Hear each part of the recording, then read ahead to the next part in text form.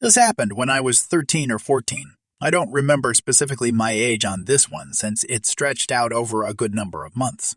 But I do remember it was one of the dumbest things Evil Mama Bear tried as a power play with neighbors. As many of you know, my mother, Evil Mama Bear, loved nothing more than to lord herself over others, and then acted like you were the bad person for not doing as she says. When I was a teenager, Evil Mama Bear started a small feud with some next-door neighbors, the same neighbors who enthusiastically let me put gnomes in their trees. Now you'll know why. This all started when the neighbor had guests for a party and several cars filled the street. Some weren't properly parked, so Evil Mama Bear secretly called a tow service. If I recall, one car was parked next to a fire hydrant and a couple others were too far from the curb or something. The two trucks came in and started hooking up cars. Somebody in the party saw this and flipped out, and one person nearly got in a fight with one of the tow drivers. In the end, the trucks let their cars go for a fee and made them move their vehicles somewhere else. The neighbor's party was ruined and they packed it up. They knew it was Evil Mama Bear who called them because she was dumb enough to gloat about it. Then said if she saw any illegally parked cars on the street, she'd have them towed no matter what time of day or night it was.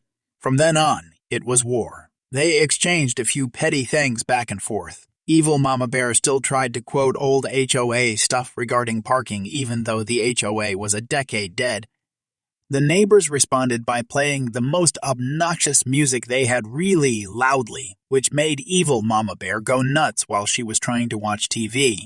Evil Mama Bear countered by throwing spoiled leftover food out of the fridge to their dog, and the dog got sick for a few days. The neighbors responded by spraying Evil Mama Bear full blast with a super soaker right in the face when she was caught trying to feed the dog more bad food. That knocked her off the fence, and she fell right on her butt in the grass. Evil Mama Bear threatened to call police. They countered by threatening a lawsuit for her making their dog sick. Evil Mama Bear wanted to slash the tires on the neighbor's car and was actually looking for a knife she could use to do it. I knew this wasn't gonna end well and got my dad on the phone. He told her that if she did slash any tires, then she'd be paying for the new tires on the neighbor's car and any other vandalism she does. Evil Mama Bear fumed and called my dad unsupportive of her feelings before plopping herself down on the couch to brood. She hated losing at anything, no matter how petty it was, unless the thing she was losing at was something she just didn't care about. The war with the neighbors seemed to end apart from some insults traded back and forth here and there, until one day Evil Mama Bear slipped up. She parked in one of those spots in a parking lot that's not actually a spot, but rather a no parking zone right next to the handicap spaces with the diagonal yellow lines.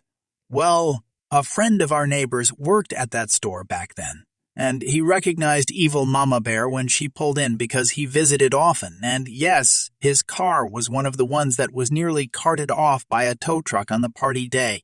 He should have told her not to park there. Instead, he just waited for her to enter the store. Then he radioed his manager. They had a virtually zero-tolerance policy regarding that space because people kept trying to park there. Anything from subcompacts to big trucks would get parked there by idiot drivers like once a week, or so I was told, so they kept watch over that spot like a hawk daily. A cop was called in, and they ticketed Evil Mama Bear's car. Then it was towed because it was considered an obstruction. Evil Mama Bear came out just in time with a cartload of groceries to see them hauling her car away. I wasn't there to see this, but the neighbor's friend told me she screamed like a maniac. Then, you guessed it, demanded the manager. But the manager was already there and told her no parking was allowed in that zone at any time. Evil Mama Bear threw a huge fit and said it was an unused space and people should be able to use it for quick run-ins. But it wasn't a quick stop at the store. She was in there for like an hour, and there was CCTV to prove it. Either way, the manager said that it didn't matter. You park there for any amount of time, and you'll be ticketed and possibly towed too. Evil Mama Bear had to back down under threat of arrest by the police that were there, and since her car was gone, she had to take a cab home. Later that evening, my dad roasted her like a Cornish game hen for the illegal parking. I heard him call her a hypocrite for thinking she can park however she wants and other people can't. Dad also made sure evil Mama Bear paid to get her car out of impound entirely on her own. Again, she was a cheapskate, so this irked her to no end. The neighbors were waiting on their front porch when evil Mama Bear brought her car home. Someone tipped them off that she was heading home. I wonder who did that. They laughed at her, that now she was the one getting towed for illegal parking. Evil Mama Bear just about stormed their house, but they had that super soaker at the ready again. Evil Mama Bear yelled that she'd get them back for that, and they laughed and said they didn't do anything and it was just her comeuppance for getting their friends towed. Then they laughed at her for being the HOA boss wannabe who couldn't even follow basic parking rules when she expected everyone else to.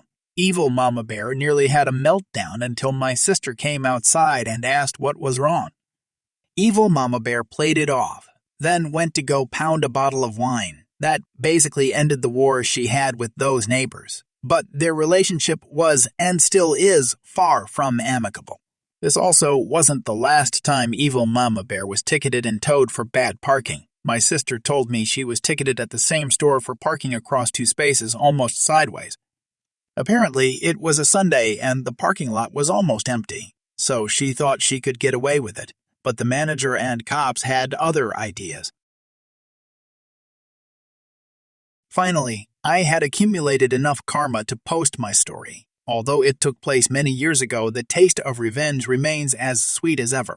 My ex-husband, Lee, was a truly dreadful man who subjected me to unimaginable abuse. Unfortunately, living in a town where his family held significant influence meant that my charges against him were consistently dismissed. He had put me in the hospital on numerous occasions, yet those incidents were always brushed off. Nevertheless, I managed to find a way to escape his clutches. I left him and moved to a town where his name carried no weight, allowing me to experience true freedom. I wanted no reminders of Lee in my new life, so I splurged on a new coffee table, even though I couldn't afford it. The table, with its stunning glass top, arrived 2 weeks before the events that followed, serving as a visual symbol of my fresh start. For quite some time, Lee had been pestering me over the phone, insisting that I file for divorce. However, since we had no children or shared property and I was utterly tired of being pushed around, I had steadfastly refused.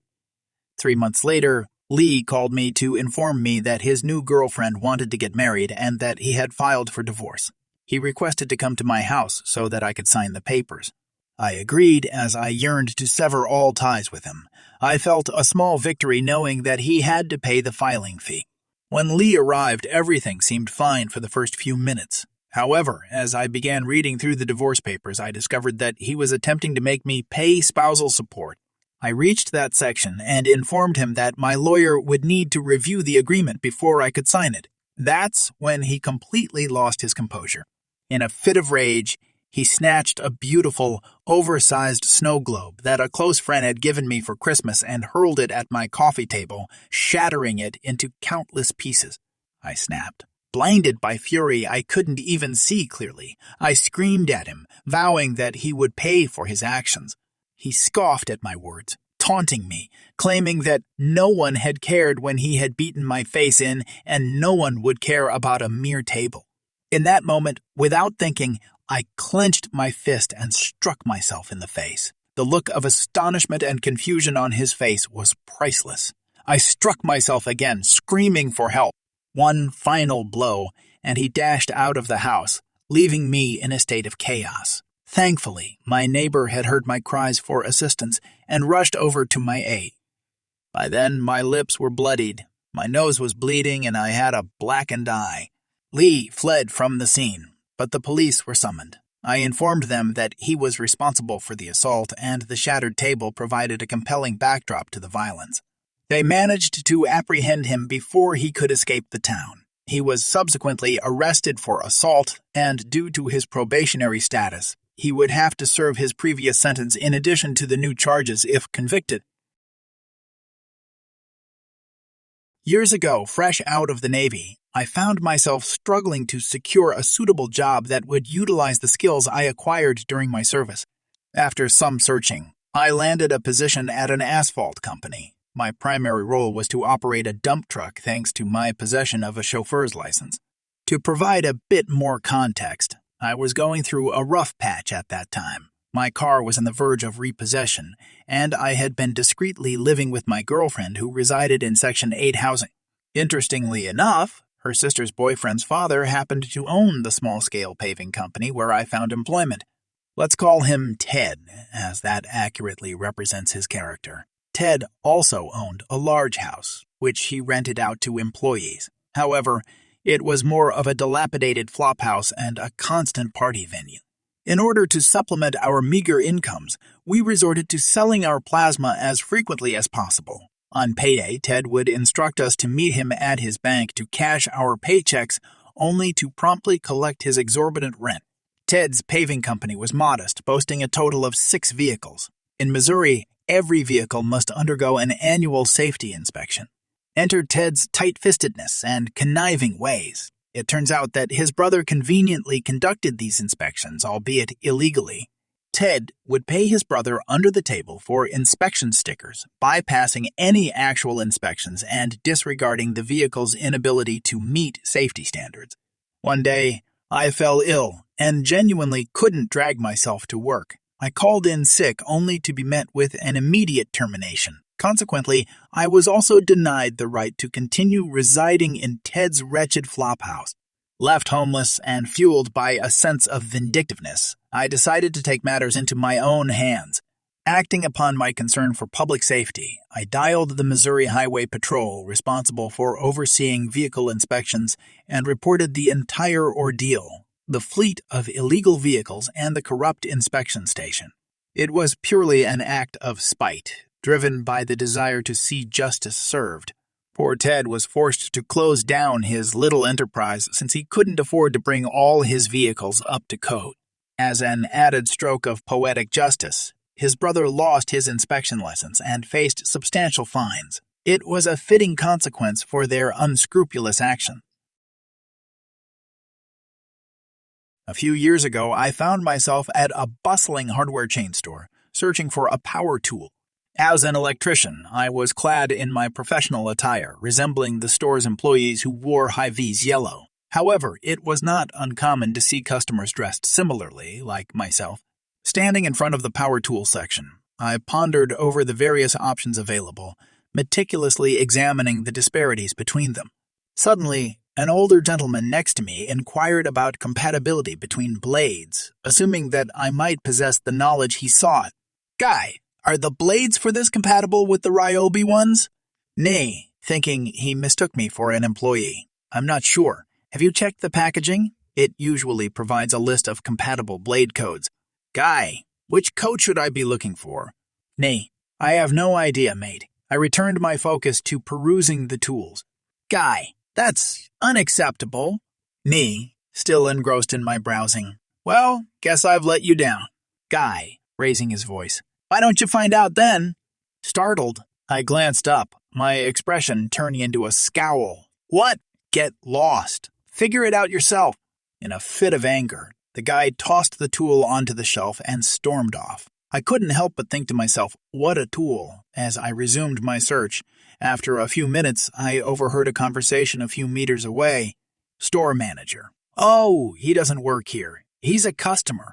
Looking up, I noticed Guy standing, his posture slightly deflated, accompanied by the store manager. It dawned on me that he had mistaken me for an employee and attempted to get me into trouble. Drawing upon my experiences from working in retail during my younger days, a trace of lingering resentment towards customers surfaced, and my response came naturally. I gazed at him with disdain and, in a soft, contemptuous tone, uttered a single word, jerkwad, before returning to my browsing. The reactions from the duo were swift but gratifying. The manager trying to suppress a smile while the old guy appeared utterly mortified. Although a twinge of guilt pricked my conscience, I couldn't help but empathize with the store staff, who often faced irate customers without adequate compensation. The job itself was far from glamorous, and it certainly didn't warrant additional hardships caused by troublesome individuals.